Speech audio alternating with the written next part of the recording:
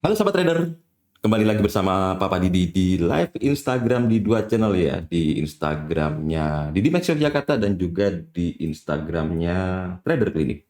Nah, sekarang sudah hari Senin ya, apa kabar weekend kemarin teman-teman? Asik gak? Asik ya. Nah, sekarang kita udah masuk hari Senin, udah mulai lagi masuk hari di mana kita cari uang. Ya. Nah, seperti biasa, live Instagram akan diisi dengan apa yang akan terjadi dengan pasar forex pada hari Senin tanggal 19 April 2021. Oke, dari sisi fundamental, mata uang Amerika ini memperpanjang penurunannya terhadap sebagian besar rival utama saat minggu berakhir kemarin ya, karena selera resiko ini memimpin. Indeks Amerika Serikat terus menguat dengan Dow Jones dan S&P 500 mencapai rekor tertinggi karena angka ekonomi makro Amerika Serikat yang solid mengisyaratkan kebangkitan ekonomi yang substansial dari keruntuhan pandemi.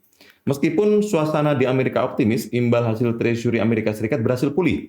Hasil dari catatan Treasury 10 tahun ditetapkan pada 1,59% setelah terbawah untuk minggu kemarin di 1,52%. Kemudian untuk pasangan Euro USD bertahan di bawah angka 1.2000, sementara pound sterling USD melonjak melewati 1.3800, mengakhiri minggu di zona harga di 1.3830. Kemudian dolar Kanada menguat terhadap saingan Amerikanya, tetapi mata uang Australia sedikit lebih rendah pada hari Jumat, meskipun ada suasana risk on. Harga emas bertahan pada kenaikan mingguan, mengakhiri minggu ini di 1.776,30 dolar per troy ounce. Harga minyak mentah juga mengakhiri minggu ini dengan kenaikan substansial dengan WTI pada 63,13 dolar per barrel. Kita ke corona ya, ke coronavirus. Amerika Serikat dan Inggris itu melanjutkan program imunisasi mereka ya, menguntungkan sebagian besar negara Eropa yang menderita gelombang baru COVID-19. Berbagai negara telah mengumumkan lockdown dan jam malam baru dan bahkan pembatasan perjalanan terutama dari Amerika Selatan ya, di mana ketegangan Brazil itu mulai merenggut nyawa. Ngeri banget ya. COVID gelombang baru ya. Ya teman-teman hati-hati ya, tetap jaga kesehatan, juga patuhi protokol kesehatan ya. Pakai masker. Ya karena Bapak di dalam ruangan jadi nggak pakai masker. Tapi kalau di luar ruangan pakai masker. Meskipun kadang suka lupa. Ya. Oke, itu tadi dari sisi fundamental ya. Sekarang kita beralih pada sisi teknikal.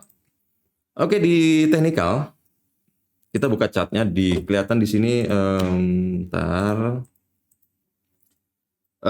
buka Euro USD time frame daily ya. Kalau dari time frame daily-nya terlihat bahwa trennya masih tren bearish ya.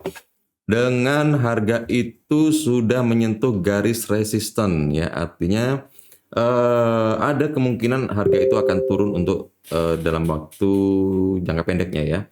Sedangkan dari stokastiknya sendiri ini sudah menembus jauh di garis jenuh belinya dan sudah mulai terjadi crossing dengan jarak yang cukup lebar mengarah ke bawah. Konfirmasi dari stokastik dan juga dari posisi candle yang berada di garis resisten ini sudah menyentuh garis resisten, maka ini kemungkinan harga ini akan turun dalam waktu jangka pendeknya ya, dengan harga yang akan menguji di area middle line di 1.17805. Oke. Strateginya teman-teman di sini lebih baik fokus pada posisi sell ya daripada posisi buy, karena memang dari dua indikator ini mendukung harga itu untuk turun ya. Di harga berapa kita bisa ambil posisi sell? Di harga sekarang ya, di 1.19556 ya, di situ. Di situ teman-teman bisa ambil posisi sell dengan target profit ya, karena ini daily maka cukup panjang ya di 1.17898. Oke. Tapi lebih baik teman-teman kalau mau ambil harga di time frame pendek aja, di time frame 1 jam, time frame 30 menit ya, karena kalau untuk time frame daily ini adalah untuk mengkonfirmasi tren ya. Oke, sekarang kita beralih kepada pound sterling. Pound sterling ya, daily-nya terlihat di sini dari trennya masih sideways ya, dengan harga masih bermain-main di koridor atas di antara garis middle line dan garis resisten ya. Sedangkan dari stokastiknya sendiri ini sudah sudah menembus dari garis jenuh belinya ya, dengan jarak yang cukup lebar mengarah ke atas, belum ada tanda-tanda terjadi crossing. Artinya kemungkinan ini harga masih akan kuat naik untuk mengejar di area resistennya di 1.39154 ya. Strateginya di sini teman-teman fokus pada open posisi buy ya. Kapan bisa ambil posisi buy? Tunggu harga itu bisa koreksi dulu di 1.37907 atau bisa ambil harga sekarang ya di 1.3838 ya. Oke, dengan target profit bisa di 1.39223. Oke. Kemudian kita beralih pada USD Japan Yen. USD Japan Yen dari time frame daily-nya terlihat bahwa trennya masih tren bullish dengan harga ini sudah menembus dari garis support ya. Dan konfirmasi candle-nya sudah dibuka, sudah open di bawah garis support. Sedangkan dari stokastiknya sendiri ini sudah terjadi crossing. Ya, tetapi jaraknya masih belum kelihatan ya untuk dia akan mengarah kemana. Tetapi dia sudah menembus dari garis jenuh jualnya. Artinya ada kemungkinan harga ini masih akan melanjutkan penurunannya karena garis support ini sudah tertembus ya. Oke. Jadi di sini teman-teman bisa ancang-ancang untuk ambil posisi sell ya. Oke. Untuk Aussie USD di time frame daily-nya terlihat bahwa trennya masih tren bearish ya, dengan harga ini masih bermain-main di area resisten ya. Dan dari stokastiknya sendiri sudah menembus dari garis jenuh belinya. Ya, sudah mulai terjadi crossing tetapi masih belum valid ya.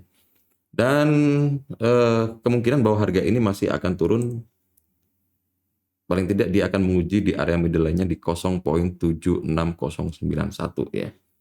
Beralih pada XAU-USD. XAU-USD di time frame daily-nya trennya masih tren bullish ya. Dan harga bermain-main di koridor bawah di antara garis middle line dan garis support ya. Dan harga sekarang sudah mendekati garis support. Kalau kita lihat dari stokastiknya sendiri sudah terjadi crossing ya. Tetapi harga ini untuk hari ini masih belum menyentuh garis jenuh jual dan garis jenuh belinya. Jadi kemungkinan harga itu mungkin dia akan melanjutkan penurunannya. Paling tidak dia akan uji area 1774.99 yang merupakan area spot ya. Dan kemudian untuk target profitnya bisa di 1783.25. Oke. Itu tadi dari XAU USD ya, dan itu sudah selesai untuk analisa teknikal dari berbagai pair ya, dari Euro USD, dari Pound Sterling, dari Yen, dari Aussie, dan juga dari emas.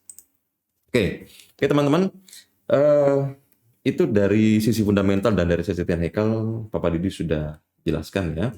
Tetapi yang perlu diingat bahwa strategi teknikal, analisa teknikal dan analisa fundamental menyumbang 30% dari kesuksesan trading. Sedangkan 70%-nya itu disumbang dari psikologis trading kita sebagai seorang trader ya.